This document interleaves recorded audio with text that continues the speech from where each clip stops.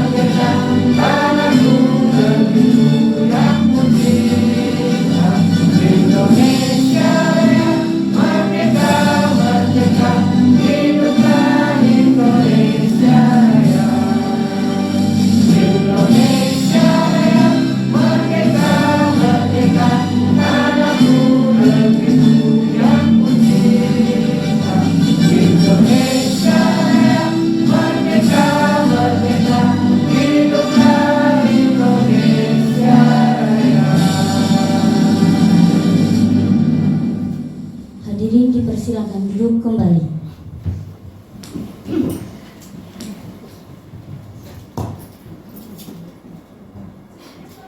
Yang dihormati Kepala SMKN 1 Kota Solo, dalam hal ini diwakili oleh Wakil Kepala Sekolah Bidang Sarana Prasarana Bapak Rizky Mardo SPD.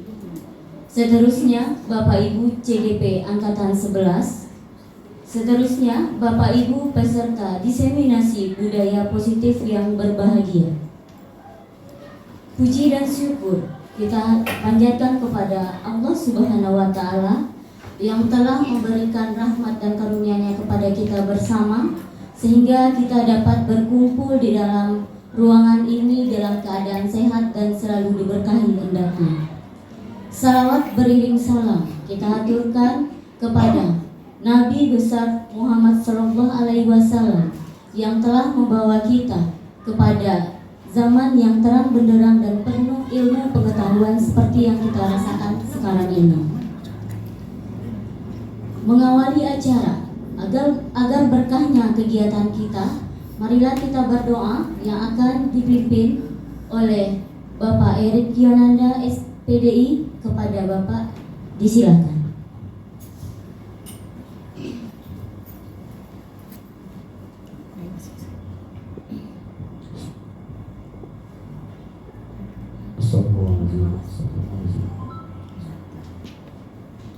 A'udzubillahi minasyaitonirrajim. Bismillahirrahmanirrahim.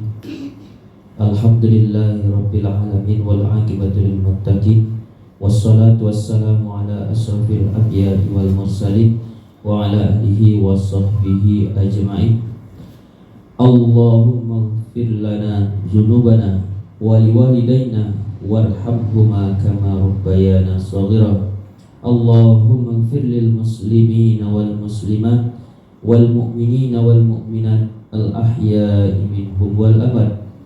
Ya Allah, Tuhan yang Maha Pengasih dan Maha Penyayang, pada hari ini kami berkumpul dalam rangka kegiatan diseminasi budaya positif program pendidikan guru penggerak angkatan 11 SMK Negeri 1 Solo.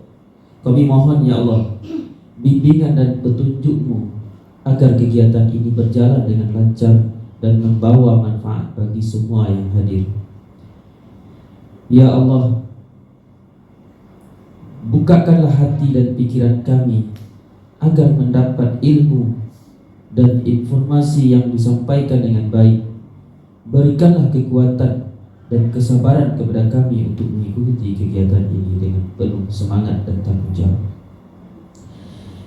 Ya Allah, jagalah kami dari segala halangan dan rintangan yang dapat mengganggu jalannya kegiatan ini. Lindungilah kami dari segala bentuk gangguan, baik yang nyata maupun yang tidak terlihat. Semoga dengan ridho-Mu dan rahmat-Mu kegiatan ini dapat berjalan dengan sukses dan membawa kebaikan bagi kami semua. Rabbana atina fid dunya hasanah wa fil akhirati hasanah wa qina adzabannar. Subhana rabbika rabbil izzati amma yasifun wa salamun alal mursalin walhamdulillahi rabbil alamin.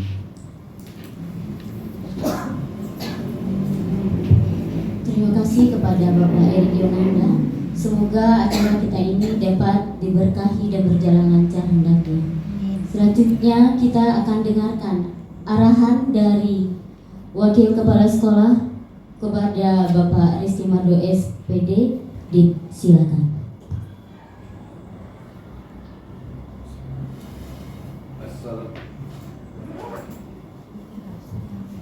Assalamualaikum warahmatullahi wabarakatuh. Yang saya hormati Bapak Arwin Ciswan sebagai Wakil Humas SMK 1 Solo. Yang saya hormati Bapak Ibu calon guru penggerak Pak Elan Mukayanto, Bapak Reno Widasandiri, Ibu Sabtin Susanti, Ibu Angreta Sari yang akan nanti memaparkan program budaya positif, salah satu bagian dari program calon guru penggerak. Terus yang saya hormati Bapak Ibu peserta diseminasi budaya positif. Terus pertama marilah kita panjatkan puji dan syukur kehadirat Allah SWT karena rahmat beliau kita bisa dapat hadir di ruangan sidang di SMK 1 Solo ini untuk mengikuti kegiatan diseminasi budaya positif. Salawat beriring salam kita panjatkan kepada Nabi besar kita, Nabi Muhammad SAW, karena beliaulah kita bisa hidup seperti sekarang ini penuh dengan teknologi dan ilmu pengetahuan pada zaman sekarang. Pada kesempatan kali ini izinkan saya sebagai wakil sarana prasarana untuk mewakili kepala sekolah untuk memberi ulasan atau membuka acara dalam kegiatan ini karena Bapak sekolah tidak bisa hadir karena ada kegiatan yang tidak bisa ditinggalkan, untuk itu diwakilkan kepada saya. Pada kesempatan kali ini saya tidak akan berbicara banyak. Nanti yang akan memaparkan materi itu adalah Bapak Ibu guru calon penggerak. Di sini kita hanya sedikit melihat bagaimana budaya positif itu. Jadi budaya positif itu adalah aspek yang sangat penting bagi dunia pendidikan. Jadi di dunia pendidikan, kalau kita tidak menerapkan budaya positif ini, mungkin tidak akan ada mutu dari pembelajaran. Jadi apalagi kalau sekarang contohnya sekolah kita sudah menjadi sekolah penggerak. Kalau umpamanya kita sudah menjadi sekolah penggerak, kita sebagai seluruh warga SMK 1 Solo, apakah itu guru, siswa, itu harus menerapkan budaya positif. Apakah ini budaya positif kita terapkan? Selama ini sudah, tapi itu belum terkonsep, terpola, atau belum terkoordinasi dengan baik. Jadi nanti kita akan dapat informasi yang lebih pas atau yang lebih terukur, terpola nanti oleh Bapak Ibu guru penggerak, supaya ini sebagai Bapak Ibu guru penggerak ini sebagai mentor kita untuk budaya positif ini bisa diterapkan di sekolah kita. Mungkin itu saja Bapak Ibu, sedikit motivasi saja.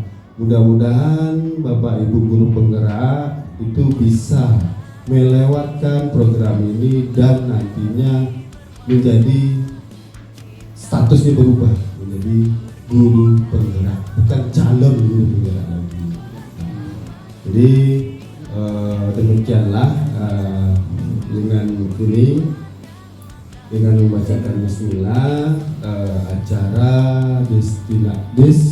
destinasi budaya positif modul 4 program pendidikan guru penggerak angkatan 11 SMK 1 Solo tahun 2024 dibuka. Banyak maaf kalau ada kesalahan.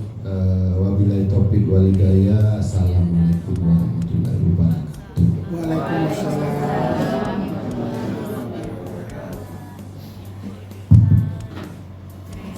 Terima kasih kepada Bapak Rizky Mando selaku Bakas Sarana Prasarana SMKN 1 Kota Solo atas arahan sekaligus membuka kegiatan diseminasi budaya positif modul 1.4 program guru penggerak angkatan 11 SMKN 1 Kota Solo. Semoga apa yang disampaikan dan harapan-harapannya dapat terwujud dan dapat terrealisasi seperti yang kita harapkan.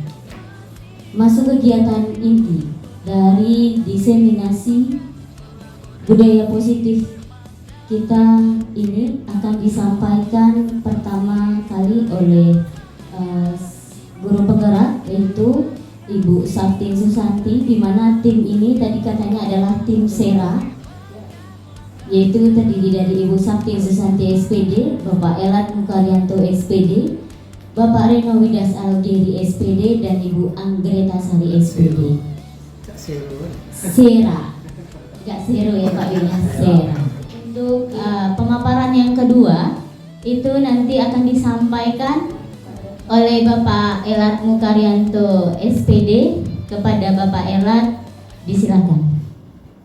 Baik Bapak Ibu, kita mulai semuanya. Assalamualaikum warahmatullahi wabarakatuh. Waalaikumsalam warahmatullahi wabarakatuh. Bersyukur kita kepada Allah dengan mengucapkan Alhamdulillahirrahmanirrahim. Kemudian berselawat kita kepada Nabi kita dengan mengucapkan Allahumma sholli ala sayyidina Muhammad wa ala ali sayyidina Muhammad. Baik Bapak Ibu semua, serta diseminasi budaya positif dalam program guru penggerak yang sedang saya ikuti, guru penggerak angkatan 11 SMK 1 Solo ini berada pada CGP Kota Solo. Baik, dalam hal ini saya akan menyampaikan materi tentang budaya positif, itu berkenaan dengan motivasi dan keyakinan kelas nantinya. Sebelumnya saya minta maaf juga, saya izin berdiri di depan ini bukannya bermaksud menggurui Bapak Ibu semua, atau saya lebih tahu daripada Bapak Ibu semua. Akan tetapi saya hanya membagi atau berbagi apa yang sudah saya dapatkan selama pendidikan guru penggerak selama lebih kurang 2 bulan ini. Karena sudah sampai ke modul 1.4. Berarti modul 1 sudah kami jalani, yang akan masuk ke modul 2. Baik Bapak Ibu, mohon izin menyampaikan materi ini. Terlebih dahulu kita lihat nih yang akan saya sampaikan. Saya ingin berpantun dulu. Ada pantunnya di depan. Sesuai dengan mapel yang saya ampu, yaitu bahasa Indonesia. Jika guru bahasa Indonesia tidak ada pantun, karena itu mereknya juga. Oke. Ini pantunnya gini.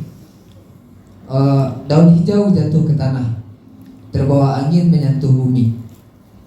Mari kita sambut dengan ramah, budaya positif membangun harmoni. Oke, nah dulu pantun saya ini. Daun berbisik di antara dahan, mengajarkan sabar dan keikhlasan.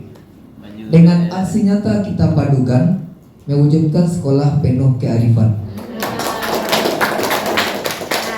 Baik, kita lanjut. Yaitu materi yang akan saya sampaikan ini yaitu tentang teori motivasi dan hukuman dan serta penghargaan. Hal ini tentunya sudah kita lakukan bersama juga mungkin di kelas. Mungkin sudah ada yang melakukan motivasi, hukuman ataupun penghargaan terhadap siswa. Hal ini juga sudah saya lakukan juga waktu itu jauh sebelum saya ikut program guru penggerak ini. Yang 3 ini sudah saya lakukan, cuma belum maksimal. Maksud belum maksimalnya itu tentang motivasi ini. Kalau hukuman mungkin sudah maksimal yang saya lakukan, karena sudah keseharian seperti menegur siswa yang tidak tertib, kemudian mengarahkan siswa yang tidak bisa disiplin. Yang hal ini tentu sudah sama-sama kita lakukan. Namun yang penghargaan ini mungkin yang kita lakukan ini semuanya beda-beda. Contohnya saja, yang pernah saya lakukan sewaktu saya jadi walas sekitar tahun 2017 sampai 2020, mungkin penghargaan ini lebih mengarah bisa jadi saya menghukum siswa ini. Dia penghargaan, tapi saya dalam bentuk hukuman mungkin. Siswa ini jiwanya terasa dihukum. Maksudnya gini, siswa ini saya motivasi untuk belajar dengan saya, tapi cuma mengharapkan imbalan yang saya berikan. Waktu itu ada siswa atau murid yang saya ajar di kelas, untuk mengajak motivasinya untuk belajar, saya kasih waktu 2. Saya iming-imingin dengan uang waktu itu, karena dia kekurangan. Tapi setelah saya lakukan beberapa bulan, siswa ini hanya mengharapkan uang aja untuk belajar. Bisa secara otomatis ini juga merupakan hukuman yang saya berikan kepada siswa ini, yaitu mentalnya hanya mengharapkan imbalan saja. Jadi itu tidak baik sebenarnya. Nah, sejak saat itu saya tidak melakukan lagi sampai hari ini. Kemudian kita lanjut. Teori motivasi. Nah, ini pertanyaan tadi. Pernahkah Anda melakukan sesuatu untuk mendapatkan senyuman dari orang lain? Iya, pernah. Nah, pernahkah Pak Ibu mendapatkan ini, melakukan ini untuk mendapatkan senyum? Pasti pernah. Kemudian pertanyaan kedua, untuk mendapatkan hadiah? Iya. Pasti ada kan? Iya. Kemudian berikutnya, atau untuk mendapatkan uang. Nah, ini seperti yang saya katakan tadi, pasti ada. Bekerja kita dapat uang. Nah, kan motivasi kita cuma untuk dapat uang bekerja ini. Nah, inilah yang akan kita coba rubah untuk ke depannya. Hal ini saya bukannya untuk merubah Bapak Ibu, tidak. Ini akan saya lakukan dulu terhadap diri saya. Karena yang namanya disiplin positif ini tentu harus didasarkan pada diri kita terlebih dahulu. Sebelum menggerakkan orang lain, kita harus bisa menggerakkan diri kita. Itu yang positif yang saya peroleh dari modul 1.4 ini. Kemudian berikutnya, nah, teori motivasi itu ada 2, yaitu dari eksternal dan internal.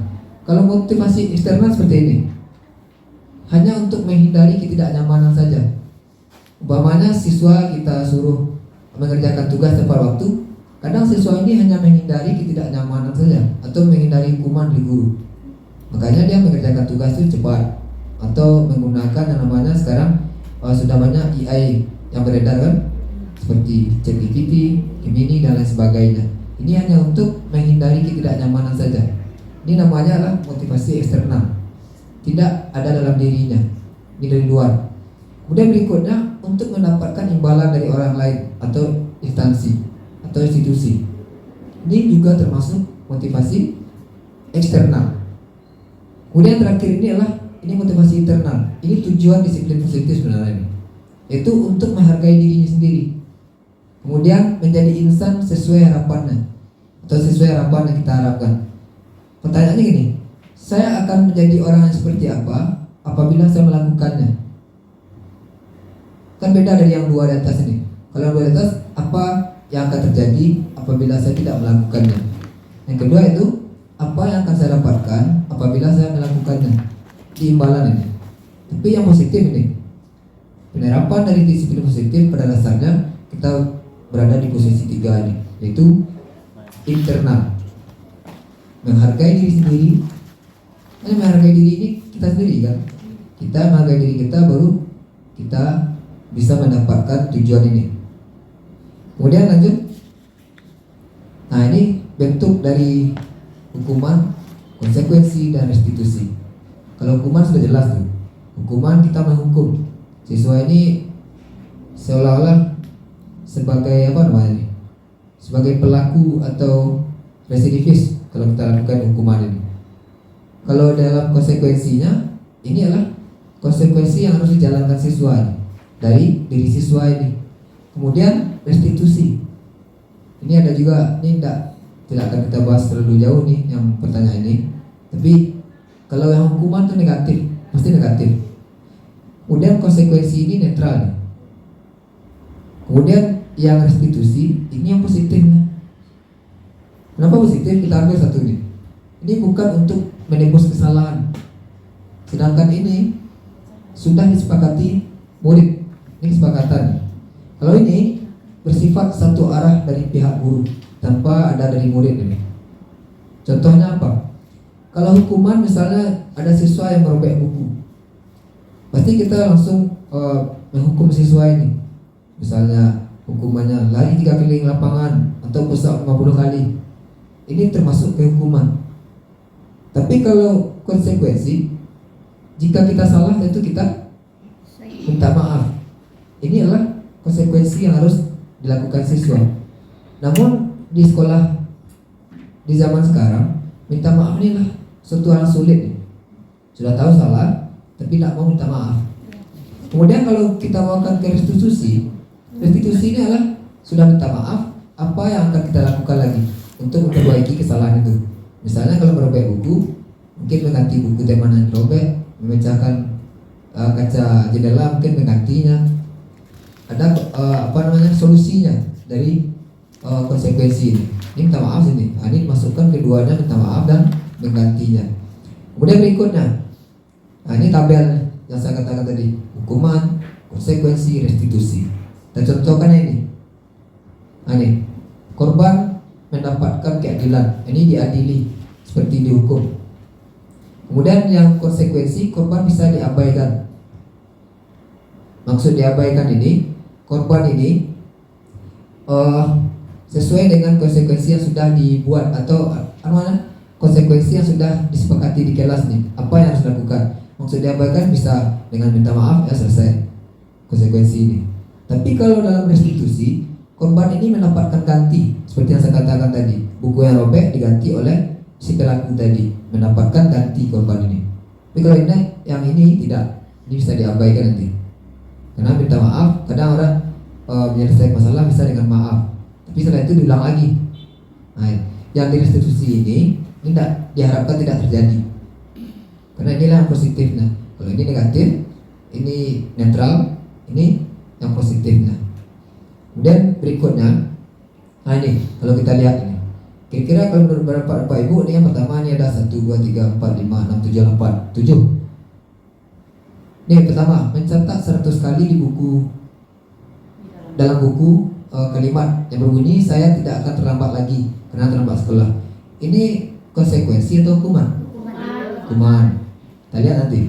Kemudian yang kedua, lari mengelilingi lapangan basket 2 kali karena terlambat hadir di sekolah. Hukuman? Konsekuensi hukuman. Hukuman. Murid diminta untuk push up 15 kali karena tidak menggunakan masker ke sekolah. Ini waktu corona mungkin. Hukuman atau konsekuensi? Hukuman. Oke. Kemudian kita simpan dulu jawabannya. Kemudian menggantikan kertas tugas teman yang telah dicoret-coret. Hah? Konsekuensi atau hukuman? Konsekuensi. Kita simpan dulu.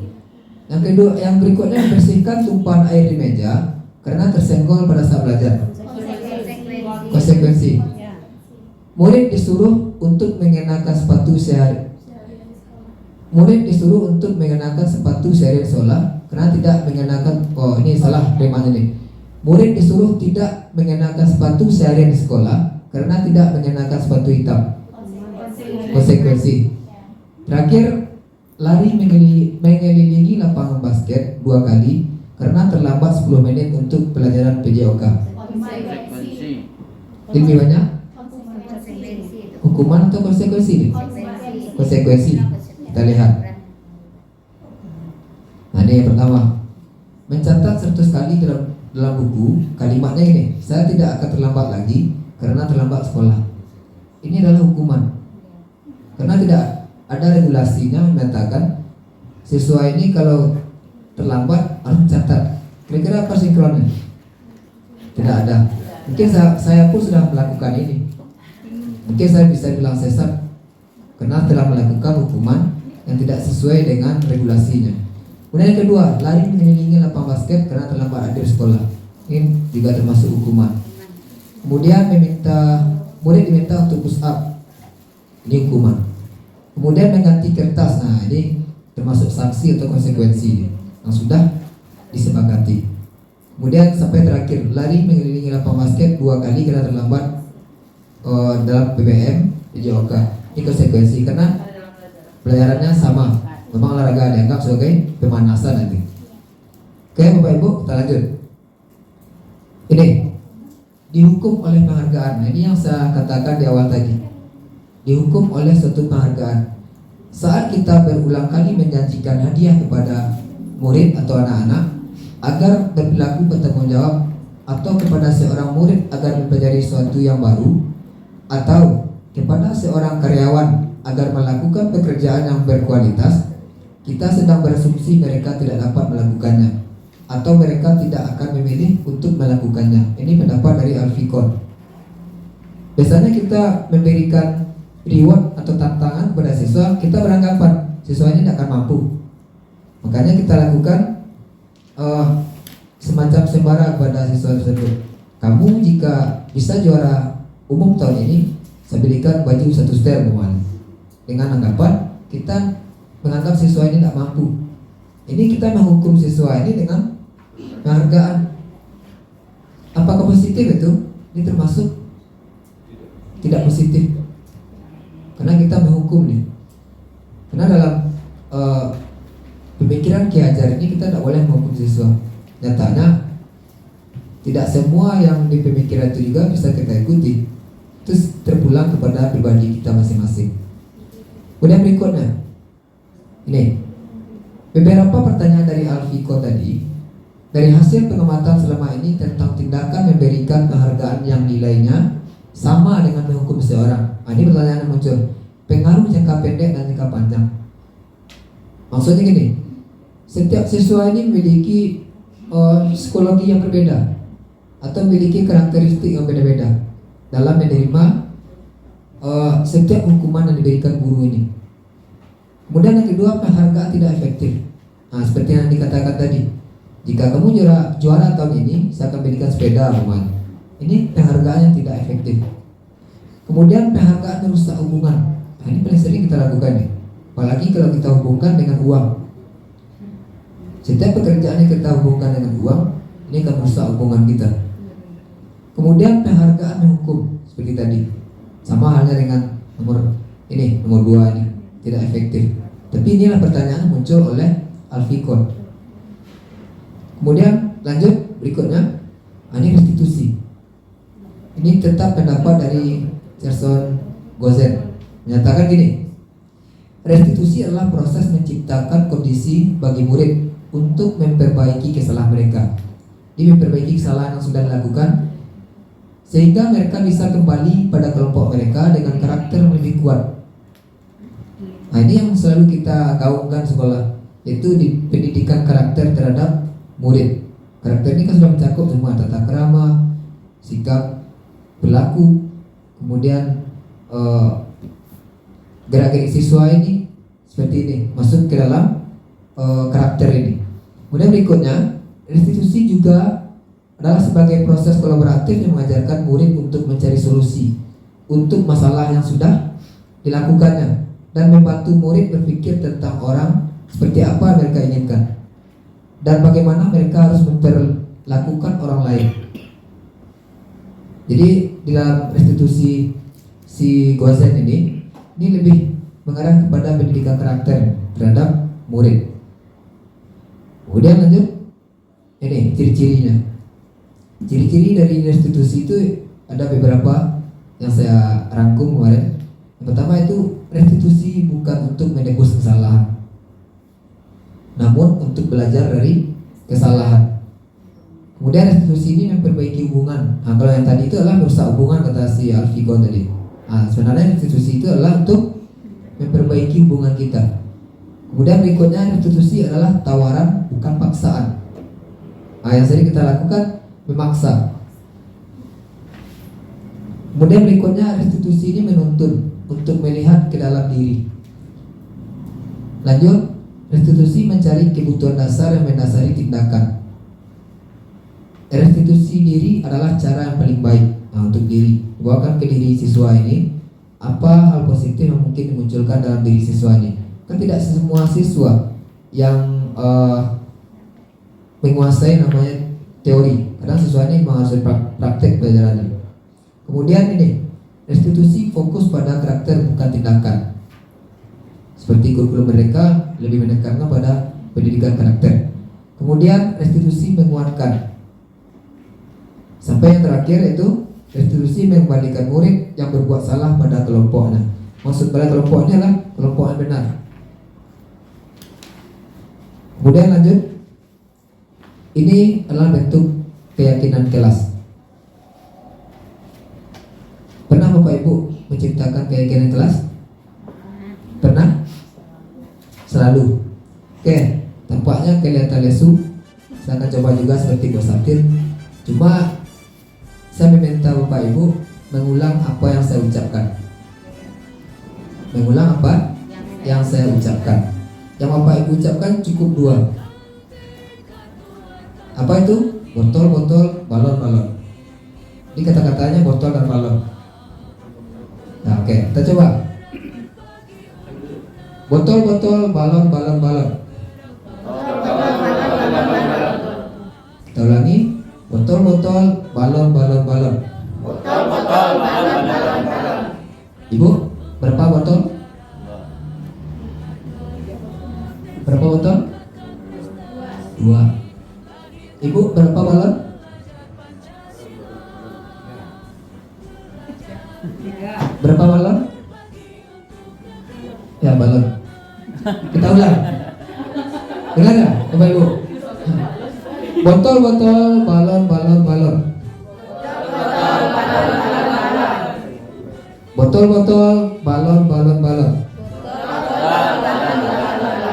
Berapa balon? 4. Berapa balon? Berapa balon? Balon. Berapa balon, Bu? Itu jawabannya. Oke. Kemudian tadi ikuti apa yang saya ucapkan. Dia kurang konsentrasi, Bapak Ibu. Ya. Kurang konsentrasi. Oke, satu lagi. Kalau saya bilang ini kambing. Yang ini sapi. Kalau yang ini kerbau. Ini kambing, yang ini sapi. Kalau yang ini kerbau. Ingat, ini kambing, yang ini sapi. Kalau yang ini kerbau. Ini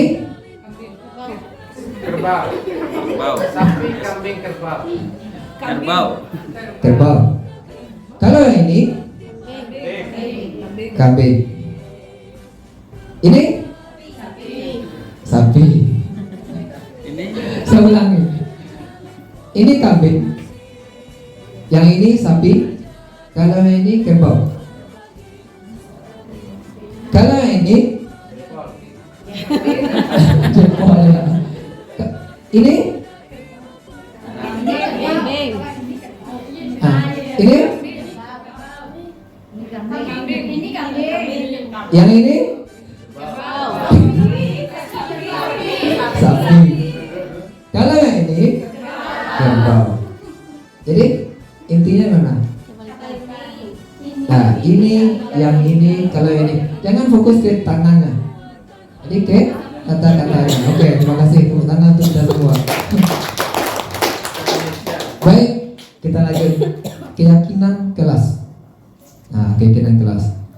Kalau kita yakin kelas kita kira-kira gimana pelajaran yang akan kita lakukan? Pasti akan lebih menyenangkan, lebih efektif. Nah, kita lihat nih keyakinan kelas ini. Ini ada 2 pertanyaan. Kenapa dengan keyakinan kelas ini? Apa bedanya keyakinan kelas dengan kesepakatan kelas dan peraturan kelas? Sebelum kita lanjut, ada enggak Bapak Ibu yang bisa berpendapat tentang 2 pertanyaan ini? Oke, Bu Wira. Terima kasih Pak Elat. Halo, terima kasih Pak Elat. Di sini saya mau mencoba menjawab pertanyaan yang pertama, yaitu kenapa keyakinan kelas. Keyakinan kelas itu membantu peserta didik untuk menerapkan disiplin positif yang mereka sepakati bersama. Ya. Jadi keyakinan kelas itu emang kesepakatan yang mereka bikin bersama dengan guru dalam kelas. Kalau bedanya dengan keyakinan kelas, apa bedanya keyakinan kelas dengan kesepakatan kelas dan peraturan kelas? Kalau keyakinan kelas itu ya kesepakatan yang mereka bikin bersama, mereka dari mereka gitu, dan mereka juga yang mengikutinya, mematuhinya. Kalau peraturan kelas itu, kalau menurut saya itu yang sudah kita sebagai guru yang punya dan kita yang bikin untuk dipatuhi oleh siswa kita di kelas. Sekian. Oke, baik. Terima kasih Bu Wira. Ini sudah langsung mengarah ke titik pembahasannya, ke pokok pembahasannya. Sudah terjawab mungkin ini. Kalau keyakinan kelas, ini berarti kita yakini kita mampu untuk melaksanakannya. Kalau kesepakatan ini kita cuma sepakat-sepakat saja. Ini dalam waktu jangka pendek. Kesepakatan ini. Kalau ini peraturan ini lebih mengarah ke hukuman nanti jatuhnya. Kenapa? Karena ini tanpa didasari oleh kesepakatan bersama. Ini hanya kesepakatan seperti yang katakan Bu Wira tadi. Ini adalah hak prerogatif dari guru sepihak tanpa adanya kesepakatan dari warga belajar kita. Kemudian kita lihat yang dijawab Bu Wira tadi. Nah ini kesepakatan kelas ini lebih rinci dan detail. Kemudian yang kedua, kesepakatan kelas konkret dan lebih mirip pada peraturan kesepakatan ini. Sedangkan keyakinan kelas bersifat abstrak, kemudian berisi nilai-nilai kebajikan yang diyakini secara universal atau secara menyeluruh. Dia ada nilai dalamnya. Kemudian kalau kita simpulkan dari ini adalah nilai kebajikan universal yang disepakati secara tersirat dan tersurat, lepas dari latar belakang suku, negara, bahasa maupun agama. Ini semuanya mencakup siswa yang kurang intelijensinya, yang lebih ini memiliki nilai-nilai kebajikan ini. Kalau di sini ini lebih mengarah ke peraturan tadi. Kemudian ini masih ada lagi kata-kata seperti yang tadi. Kira-kira dari ini nilai kebajikan yang dimunculkan kira-kira apa nih? Apakah tanggung jawab, kasih sayang dan lain sebagainya? Kita baca satu nih. Selalu kembalikan buku ke tempatnya. Kira-kira nilai apa nih? Tanggung jawab. Oke, yang kedua dilarang mengganggu orang lain. Apa Bu? Menghormati. Hadir di sekolah 15 menit sebelum pelajaran dimulai. Disiplin. Dilarang melakukan kekerasan. Termasuk keamanan kah ini? Keamanan. Dilarang menggunakan narkoba. Kesehatan. Bergantian atau menunggu giliran. Disiplin kah ini? disiplin, gunakan masker, kesehatan, berjalan di kelas dan koridor, keselamatan. Kita lihat apakah sama pikiran kita. Yang pertama tadi tanggung jawab, betul apa yang kita lakukan ini. Kemudian dilarang mengganggu orang lain, menghormati orang lain dan diri sendiri. Kemudian hadir di sekolah, menghormati orang lain, komitmen pada tujuan atau komitmen kita ke diri kita. Kemudian keselamatan ini adalah dilarang melakukan kekerasan, menghormati orang lain juga masuk ini. Kemudian dilarang menggunakan narkoba di kelas kesehatan. Kemudian berikutnya bergantian atau menunggu giliran, menghormati orang lain dan kesabaran. Di akti ini memang perlu sabar. Kemudian gunakan masker, kesehatan dan keselamatan. Jangan berlari di kelas atau koridor. Ini 3 kalimat tadi. Keselamatan dan keamanan. Dan berikutnya, inilah bentuk prosedur pembentukan keyakinan kelas yang mungkin bisa kita cobakan nanti. Karena saya pribadi pun belum mencobakan yang ke-7 ini. Hanya beberapa poin yang saya cobakan, tapi tidak jadi masalah jika kita mau mencoba untuk merubah. Nah, ini bisa kita baca. Itu mempersilakan murid untuk bercurah pendapat tentang peraturan yang disepakati di kelas ini. Kita minta pendapat siswa ini, kira-kira peraturan yang akan kita sepakati apa. Dan yang kedua, mencatat semua masukan-masukan yang ada yang dikemukakan murid di papan tulis. Kemudian susunlah keyakinan kelas sesuai prosedur pembentukan keyakinan kelas. Gantilah kalimat-kalimat dalam bentuk negatif menjadi positif. Apa contohnya? Kalimat dilarang, harus, itu kan memaksa. Nah, ini kita ganti. Kita sama-sama perbaiki diri nanti dalam hal ini. Kemudian tinjau ulang keyakinan kelas secara bersama. Kita akan tinjau dengan siswa kita. Kemudian setelah keyakinan kelas selesai dibuat, maka semua warga kelas dipersilakan meninjau. Kemudian menyetujuinya. Kalau tinjau setujui deh. Kemudian keyakinan kelas selanjutnya bisa ditempelkan di dinding kelas di tempat yang mudah dilihat semua warga kelas. Ini dengan tujuan ini tidak dibuat hanya untuk sepakat-sepakat saja, tapi untuk dilaksanakan. Kalau merobek buku tema tadi kita ganti. Kalau menumpahkan air kita bersihkan lagi. Oke. Mungkin ini yang dapat saya sampaikan dari materi saya, yaitu teori motivasi dan keyakinan kelas. Kemudian nanti akan dilanjut oleh rekan yang lain. Jadi saya cukup sekian, terima kasih. Seperti yang saya katakan, rahasia untuk menjadi maju adalah dengan segera memulai tindakan. Semoga kita semua bisa menerapkan disiplin positif di sekolah. Sekian dari saya, terima kasih. Assalamualaikum warahmatullahi wabarakatuh.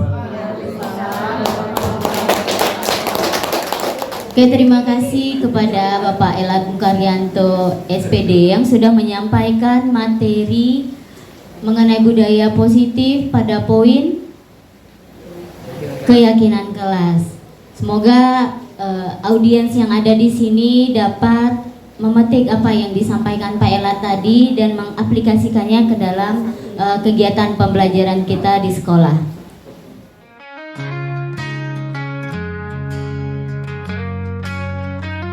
Di setiap langkahmu, kau bawa cahaya, menggugah hati, menginspirasi jiwa. Kau adalah pelita di tengah kegelapan, menggerakkan harapan, membangun impian. Oh guru penggerak, engkau pahlawan sejati. Dengan cinta dan bakti, kau bentuk generasi. Di tanganmu tumbuh anak bangsa yang mulia. Kau ajarkan nilai untuk masa depan gemilang.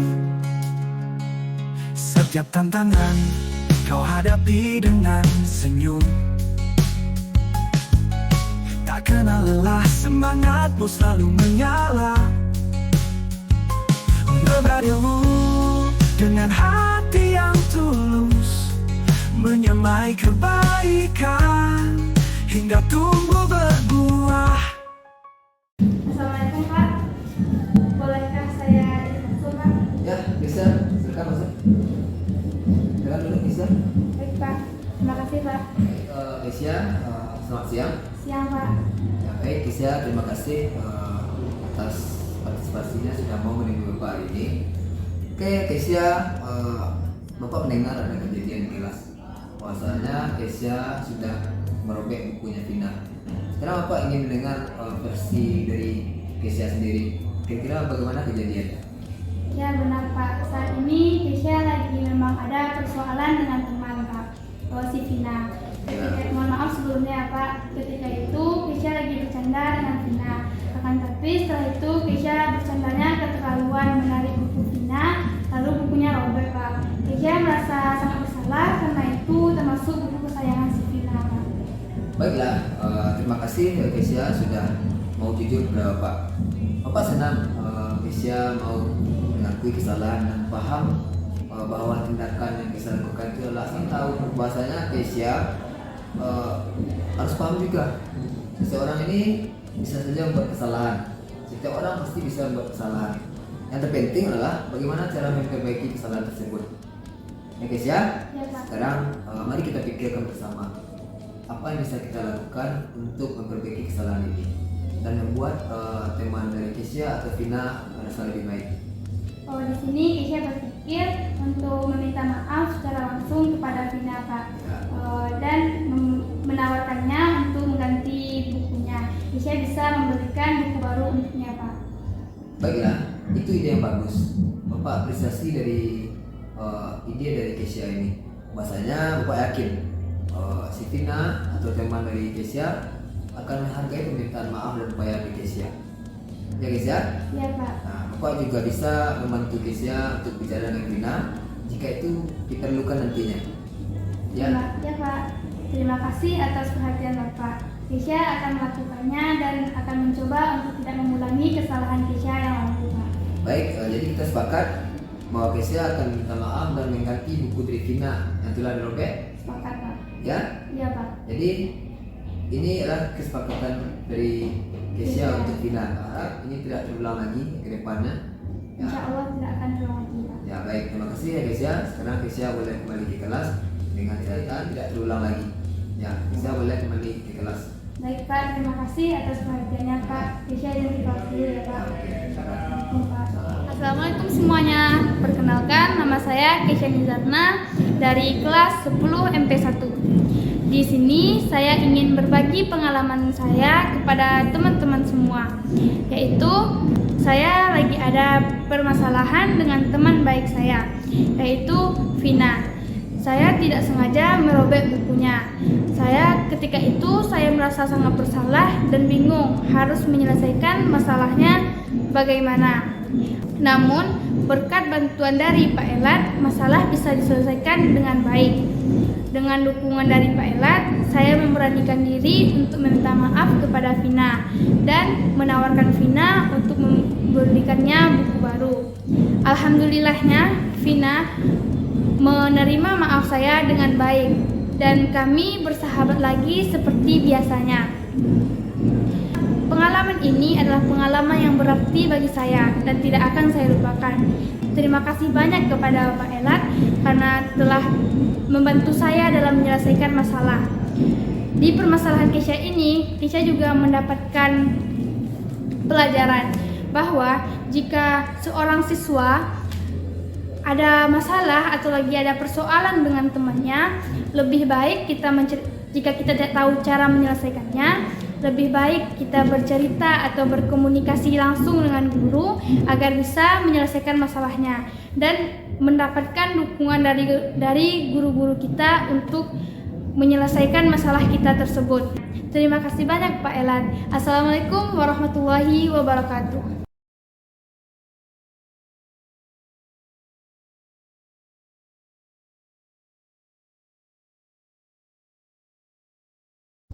Assalamualaikum Pak, permisi Pak. Waalaikumsalam. Baik Eva, silakan masuk duduk Eva. Baik Eva, selamat siang Eva. Siang Pak. Apa kabarmu hari ini? Alhamdulillah baik Pak. Sehat? Alhamdulillah sehat Pak. Oke, baik Eva. Ya, Pak. Terima kasih sudah meluangkan waktunya untuk menemui Pak hari ini. Ya, Pak. Bapak ingin kita bicara tentang persoalan tugas-tugas Eva yang belum terselesaikan. Baik, Pak. Eva, Ya, Pak. ini penting Bapak tanyakan. Bapak ingin memastikan apakah Eva ini memahami materi dan tidak tertinggal dari materi yang Bapak sampaikan. Bapak perhatikan Eva, akhir-akhir ini belum mengumpulkan beberapa tugasnya. Ya Pak? Iya Pak. Bapak ingin tahu apa yang menjadi persoalan? Apakah ada sesuatu yang membuat kesulitan? Maaf Pak, Reva memang belum mengerjakan tugas-tugas tersebut Pak. Tetapi Reva merasa kesulitan dengan materi yang diberikan. Dan ada juga beberapa masalah yang membuat Reva kurang fokus terhadap tugas-tugas tersebut Pak. Baiklah Eva, Bapak mengerti. Bapak menghargai kejujuran diri Eva. Kita semua punya masalahnya masing-masing. Ya kan Eva? Iya Pak. Ya, kita punya masalahnya masing-masing dan kadang itu bisa mengganggu fokus kita. Ya, Iya, Eva. Sekarang mari kita coba untuk mencari solusinya. Kira-kira apa yang bisa kita lakukan agar kami tertinggal dari tugas dan menyelesaikannya tepat waktu? Apa kira-kira yang bisa kita lakukan Eva? Reva sangat terbantu Pak jika Bapak bisa memberikan penjelasan tambahan, terutama terhadap materi yang tidak Reva pahami tersebut. Itu adalah ide bagus Eva. Jika diperlukan, Bapak bisa memberikan waktu ekstra untuk Eva untuk menjelaskan materi yang belum Eva pahami. Eva? Baik Pak. Baik Eva, itu rencana yang bagus. Bapak akan memberikan waktu tambahan untuk Eva jika ada materi yang belum Eva pahami. Eva bisa kapan saja bertanya ke Bapak. Bapak juga bisa bantu Eva merencanakan jadwal untuk menyelesaikan tugas-tugas bisa diselesaikan pada waktu. Baik Pak, terima kasih atas motivasinya ya Pak. Ya sama-sama Eva. Jadi sekarang kita sepakat nih bahwa Eva akan mencoba untuk menyelesaikan ketertinggalan di tugas ini dengan penjelasan tambahan dari bantuan dari Bapak nantinya. Jika ada hal lain yang belum Eva pahami, jangan ragu-ragu untuk tanya Bapak ya. Ya Pak, Reva akan berusaha lebih baik lagi Pak. Dan terima kasih kembali Pak atas pengertiannya ya Pak. Baik Eva, terima kasih juga sudah mau berbicara dengan Bapak dan menemukan solusi terbaik untuk persoalan ini. Baik, jika tidak ada lagi Eva boleh kembali ke kelas. Untuk melanjutkan pelajaran berikutnya. Baik Pak, terima kasih kembali ya Pak. Izin Reva kembali ke kelas dulu ya Pak. Baik, silakan Eva. Jadi, terima kasih Eva. Assalamualaikum warahmatullahi wabarakatuh. Perkenalkan, nama saya Reva Yulafni Putri. Saya dari kelas 11 AKL 2. Saya ingin berbagi pengalaman kepada teman-teman semua ketika menghadapi masalah karena tidak mengerjakan tugas sekolah. Awalnya saya merasa khawatir karena saya tahu bahwa tidak menyelesaikan tugas adalah hal yang salah. Dan saya juga khawatir bagaimana reaksi Pak Elat pada saat itu. Namun ketika saya berbicara dengan Pak Elat, saya merasa sangat terbantu. Pak Elat tidak langsung memarahi saya, tapi justru mengajak saya untuk berdiskusi. Kami berbicara secara terbuka tentang alasan mengapa saya tidak mengerjakan tugas sekolah. Pak Elat mendengarkan dengan baik dan memahami situasi saya. Beliau juga mengakui bahwa mungkin ada hal-hal yang perlu diperbaiki dalam cara penyampaian materi di kelas. Saya merasa sangat didukung dan akhirnya bisa menyelesaikan tugas dengan lebih baik. Ini adalah pengalaman saya yang sangat berarti bagi saya, dan saya berterima kasih banyak kepada Pak Elat atas dukungan dan bimbingannya. Terima kasih Pak Elat. Assalamualaikum warahmatullahi wabarakatuh. Kepada Bapak Ibu yang ada di ruangan ini, apabila ada yang ingin ditanyakan mengenai pemaparan tadi, boleh silakan Bapak Ibu angkat tangan atau raise hand. Oke Bu Ece, silakan Bu Ece. Tolong bantu mic-nya Pak Reno. Terima kasih Bu. Baiklah, yang ingin saya tanyakan yaitu tentang paparan yang disajikan oleh Bapak Elat tadi, yaitu bagaimana cara kita sebagai guru untuk dapat meningkatkan motivasi intrinsik siswa. Terima kasih Bu. Terima kasih Bu Oce atas pertanyaannya. Ada lagi yang ingin bertanya Bapak Ibu semua tentang pemaparan budaya positif dari Bapak Guru kita tadi? Silakan Ibu Mimit. Iya Ibu Mimit. Terima kasih atas waktunya. Apabila segitiga restitusi sudah dijalankan, namun belum ada perubahan pada diri anak, apa yang mesti kita lakukan? Terima kasih. Oke, terima kasih Bu Mita. Oke, silakan Ibu Wira. Oke, terima kasih Ibu. Pertanyaannya di sini, kalau siswa berbohong di dalam kelas, bagaimana cara mengatasi tanpa menggunakan hukuman? Terima kasih.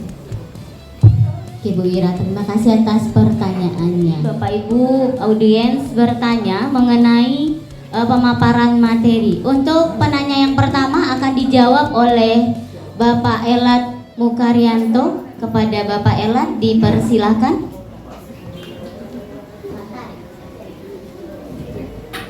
Cek satu.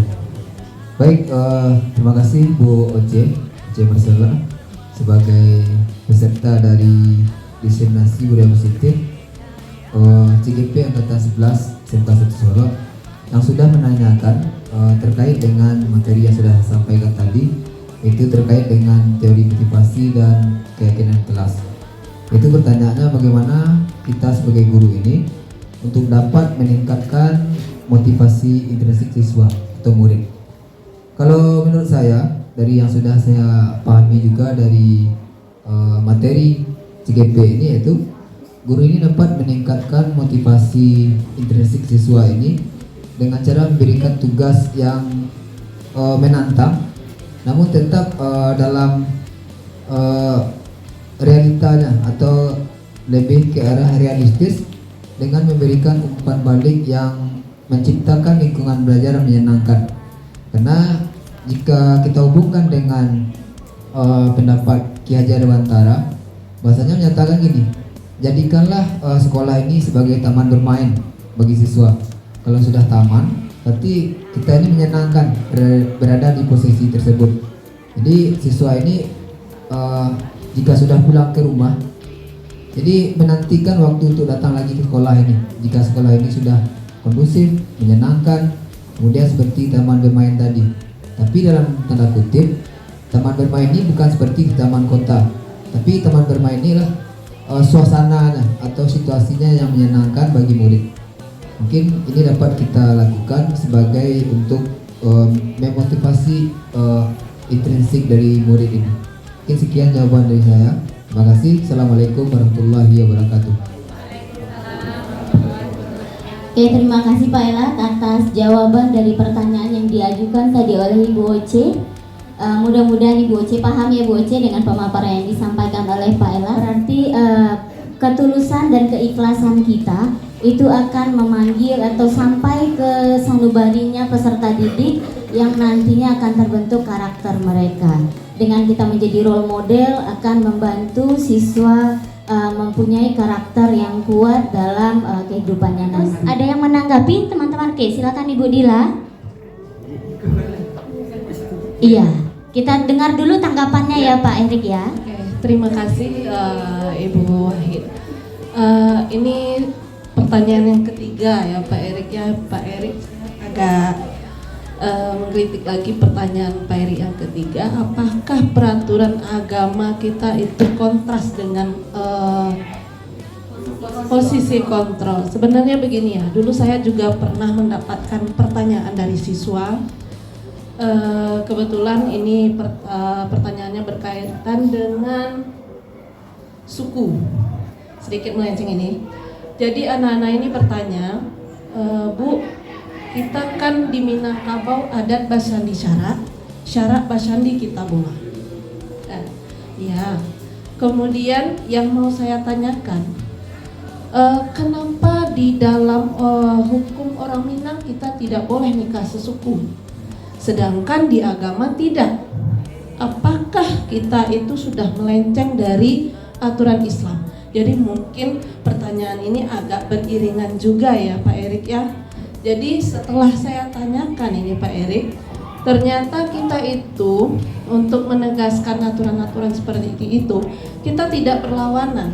Cuman ada di sisi lain yang dilihatnya mungkin agak buruk. Contohnya, kalau di zaman dulu suku itu ada 4, Bodi, Caniago, Koto, Piliang. Mungkin karena penduduk kita masih sedikit, karena semakin lama penduduk kita semakin banyak, maka ada pemekaran suku, Yang awalnya dulu dari 4, sekarang sudah ada suku Patopang, suku Kutianya, suku banyak ya Pak Erik. Padahal kalau diteliti lagi itu masuknya mungkin di antara 4 suku tadi. Jadi begitu juga dengan pertanyaan Pak Reno. Pak Erik untuk Pak Reno tadi, saya sedikit menambahkan, kalau misalnya di dalam agama anak tidak sholat dicambuk, ya. Tetapi di sisi lain kita dianjurkan juga di dalam agama, apalagi ini untuk seorang orang tua atau bapak khususnya, berbicara lemah lembut kepada anak. Karena kita itu sebagai contoh. Sehingga dengan adanya posisi kontrol yang manajer tadi, ini menjadikan anak itu penguatan, memberi anak kita penguatan. Nih, kamu tidak sholat. Nah, kira-kira kita kan agamanya Muslim ini, Islam. Kita tidak sholat, apakah memang itu yang agama Islam itu? Mungkin kita bisa bicara baik-baik, kita beri penguatan, dan ini sudah masuk ke dalam manajer. Begitu Pak Erik. Oke, saya kembalikan lagi kepada moderator. Oke, terima kasih Bu Dila. Jadi kalau seandainya ditangkap antara bagaimana kita mendidik secara agama dengan apa yang ada di posisi kontrol ini bukan bertolak posisi ya minimal posisi kontrol itu bukan bertolak belakang, tapi saling beriringan, saling sejalan. Kalau seandainya di agama kita ada menegur 1 kali dengan lemah lembut, 2 kali, 3 kali, nah disitulah posisi kontrolnya. Nah baru terakhir, kalau seandainya tidak, baru tadi yang posisi penghukum, tergantung situasi dan kondisinya. Oke, silakan Pak Edi, kembali lagi ke Pak Edi. Mungkin masih ada yang ingin ditanyakan lagi menanggapi dari yang disampaikan Bu Dila, silakan. Ya, sebenarnya saya sih bukan mempersulit, tapi itu kan itu perlu kita bersama tahu. Sebenarnya tadi yang dijelaskan oleh Ibu Fadila itu tentang suku, itu ada hukumnya. Contohnya nikah sesuku, kenapa di dalam Islam tidak dianjurkan dan juga tidak dilarang? Jadi hukumnya apa? Ada 5 hukum. Jatuhnya hukumnya itu mubah apabila dikerjakan oleh orang Minang, itu tidak jadi bermasalah, tidak dosa ya. Apabila dia tidak dikerjakan, maka dia juga tidak dosa. Intinya itu tidak berpahala dan tidak berdosa, artinya itu sebuah perbuatan yang tidak ada efeknya terhadap hukum Islam itu. Tapi yang saya tanyakan tadi benar, sudah bisa saya tangkap tadi, menghukum di dalam ketika anak itu tidak sholat, maka kita boleh menghukumnya dengan dilacui. Tapi di bawah apa itu di dalam Al-Quran, di dalam hadis itu ada. Jadi dilacui ya, tapi lacuinya di bawah, tapi itu pun ada takarannya. Namun sebelum dilacui tadi, dipukul tadi, bukan dicambuk ya Bu, cambuk beda dengan kalau cambuk itu di daerah cambuk 100 kali itu untuk orang pezina itu. Kemudian sebelum dilakukan pemukulan tadi, pemukulan yang berukur dalam Islam tadi, itu ada segitiga restitusi, segitiga restitusi itu memang ada diberlakukan. Tapi kan itu tadi saya minta itu bagaimana kita mengintegrasikan dengan apa yang kita apa tadi, supaya nanti kalau dalam ada pernah pengalaman, ada yang bercerita guru penggerak ini membawakan di sebuah sekolah cerca Pak, ini tidak boleh berarti bertentangan dengan hukum. Itu jadi masalah jadinya. Jadi perbincangan di pernah cerita Bu Fadila? Pernah dulu, pernah diceritakan, tapi di mana entah cerita tahu. Tapi ini nanti jangan sampai terjadi seperti itu. Bagaimana kita menjawab hal-hal yang demikian? Hukum yang disebut di dalam Islam itu cambuk, dipukul, tidak sholat tadi, dilacui tidak sholat tadi, itu juga dilakukan sebelumnya segitiga restitusi. Nah, tapi namun segitiga restitusi mungkin. Nah, di dalam Islam itu ada hukum seluruhnya ada. Tetap memberi rasa bersalah. Kamu apabila melakukan suatu perbuatan maka dosanya akan besar. Di gambaran dosa-dosa yang itulah pemberi rasa bersalah itu. Tapi di dalam Islam itu apabila kita tobat maka salah tadi akan terhapuskan itu. Jadi itu ada obatnya langsung. Tidak jadi bersalahnya langsung. Kok bersalah? Kita nama tadi kan, para mak kerja di rumah. Pagi dah ada piti salang piti dah mak. Aku kuah, iya. Itu salah, nari aja lah mau. Jadi mungkin tadi saya sudah bisa menangkap apa yang disampaikan oleh Ibu Fadila. Hukum yang di dalam Islam tadi sampai dilanjut tak sholat tadi itu juga dilakukan segitiga. Terima kasih Bapak Ibu. Jawaban Bapak Ibu sudah mencerahkan, mungkin tidak untuk saya tapi untuk kita bersama. Kita terima kasih. Assalamualaikum warahmatullahi wabarakatuh. Oke, terima kasih Pak Eri mengenai tanggapannya. Ternyata dari diskusi kita yang sedikit, ini bakalan timbul pertanyaan. Ini juga mungkin PR bagi teman-teman guru penggerak. Dari orang yang di luar ruangan ini bakalan juga bertanya, selama kau akan menghukum Joyo? Memang iya, tapi paling tidak itu diminimalisir. Dan juga ada juga yang bertolak belakang dengan agama, seperti yang disampaikan Pak Erik tadi ya. Tapi bagaimana kita memberikan pemahaman, menyikapi semua yang menjadi pertanyaan teman-teman, itu semuanya akan beriringan antara segitiga, restitusi, 5 posisi kontrol dengan bagaimana adab atau bagaimana ajaran kita untuk mendidik anak, bukan bertolak belakang tapi saling beriringan. Masih adakah pertanyaan? Sudah cukup Bapak Ibu semua? Sudah ya? Oke, Bapak Ibu, sebelum kita tutup kegiatan kita ini, kita minta dulu penguatan dan juga sekaligus menutup kegiatan atau rangkaian diseminasi budaya positif CGP Angkatan 11 ini kepada Bapak Wakil Kepala Sekolah kita, Bapak Rizky Mardo, dipersilakan. Assalamualaikum warahmatullahi wabarakatuh.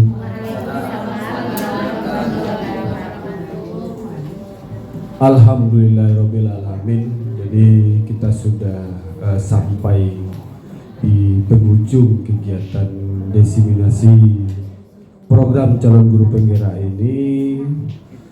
Kalau kita lihat dari pemaparan rekan-rekan kita, Bapak Ibu calon CGP dengan topik budaya positif, itu sangat cocok sekali untuk sekolah kita. Karena dilihat dari materinya, ada materinya contohnya posisi kontrol, ada yang segitiga restitusi. Jadi kalau kita lihat di SMK kita ini yang guru penggeraknya sudah banyak Bapak Ibu. Ini angkatan ke-11 mungkin ada sekitar 20 orang mungkin. Sudah lebih. Jadi kalau dikatakan budaya positif, kita ambil dari topik budaya positif saja. Budaya itu akan timbul dari kebiasaan kita, sikap, atau dari akal pikiran manusia. Budaya itu tidak akan tumbuh oleh perseorangan, harus secara sekelompok. Jadi kalau budaya itu, kalau kita lihat, kalau kita hanya guru penggerak saja yang menerapkan, itu tidak akan terjadi budaya. Iya. Jadi unsur-unsur budaya, contoh saja unsur budaya kita, contohnya adat istiadat. Contohnya orang Solo itu kalau beralik diarak baku. Itu kan budaya. Itu kan budaya yang diikuti secara turun-menurun. Itu yang harapan kita untuk sekolah kita ini. Jadi di sekolah kita ini dengan adanya program seperti ini, sekolah kita ini akan lebih mendapatkan siswa yang bermutu dan berbudaya. Contoh dalam program kita di pusat unggul, jadi anak itu unggul. Jadi keterlibatan kita, contoh Bapak Ibu peserta yang dilihat sangat fresh semuanya, muda-muda, Bu Ira contohnya, Ibu Femi, Ibu Mimit, Ibu Mita ya, Ibu Oce dan Bapak Bu Sandra dan Bapak Zoni, Pak Erik, Bu Aprieni. Dengan kegiatan seperti ini mudah-mudahan banyak lagi angkatan-angkatan berikutnya untuk guru penggerak. Jadi termotivasi, dan yang akan menggerakkan itu adalah yang Bapak Ibu yang jadi guru penggerak.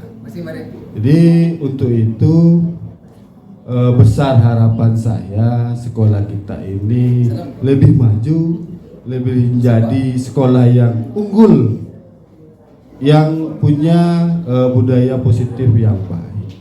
Jadi itu saja untuk kegiatan yang sangat bermanfaat ini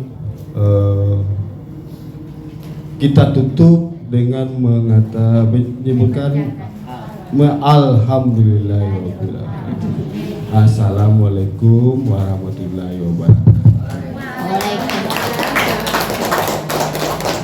Oke, terima kasih kepada Bapak Rizky Mardo selaku perwakilan kepala sekolah di bidang sarana prasarana atas harapan dan juga sekaligus menutup kegiatan diseminasi budaya positif CGP Angkatan 11 ini. Mudah-mudahan kegiatan yang kita lakukan hari ini membawa pembelajaran yang luar biasa bagi kita, membawa hal yang bermakna bagi kita, baik itu ke diri sendiri maupun nantinya kita akan aplikasikan kepada peserta didik dan juga lingkungan sekolah kita nantinya. Oke, tidak banyak kata, ditutup kegiatan ini dengan mengucapkan alhamdulillah. Wabillahi taufik wal hidayah. Assalamualaikum warahmatullahi wabarakatuh. Tekad kuatkan hati, negeri ini memanggilmu kawan. Belajar bergerak berbagi.